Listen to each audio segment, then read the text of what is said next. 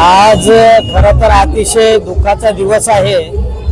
ज्या महामानव बोधिसत्व डॉक्टर बाबासाहेब आंबेडकरांनी संपूर्ण भारतातील लोकांचं कल्याण करणारं भारतीय संविधान दिलं, एक चांगली विचारधारा बुद्ध विचारधारा या देशाला दिलेली आहे।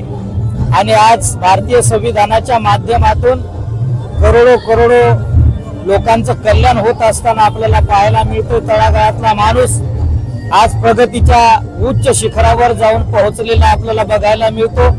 मोक्याच्या माऱ्याच्या जागा पटकावलेला आज आमचा माणूस आम्हाला पाहायला मिळतो।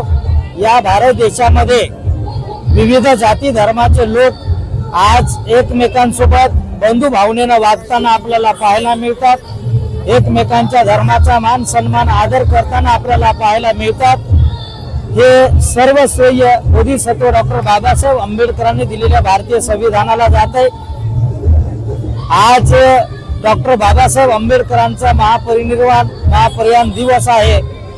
दरवर्षी मायाभाऊ नांदेडकर आंबेडकरी चळवळीचे युवा नेते आहेत, त्यांचे सर्व मित्र परिवार हे सातत्यानं 10 वर्षापासून डॉक्टर बाबासाहेब आंबेडकर यांच्या महापरिनिर्वाण दिनाच्या निमित्ताने मानवाच्या उपयोगात येणाऱ्या माणसाला जीवनदान देणारं त्या रक्तदान शिबिराचं 10 वर्षापासून आयोजन करत असतात। आजही 50च्या वर रक्तदान दात्यांनी रक्तदान केलेलं आहे। दरवर्षी 100च्या वर रक्तदान होत असते। हे अतिशय पृथ्वी तलावरील महापुण्य आहे। एका ठिकाणावर बुद्धाने सांगितलं की माणसाने दुसऱ्याच्या भल्यासाठी स्वतःची मालमत्ता, स्वतःचं रक्त, स्वतःचा देह इतकेच नव्हे तर प्राणत्याग करणे म्हणजे दान पारमिता होय। हे रक्तदान अतिशय मूल्यवान असलेलं या पृथ्वी तलावरचं दान आहे। निस्वार्थपणाने मायाभाऊ नांदेडकर यांच्या माध्यमातून ही समाजाची सेवा होत असते।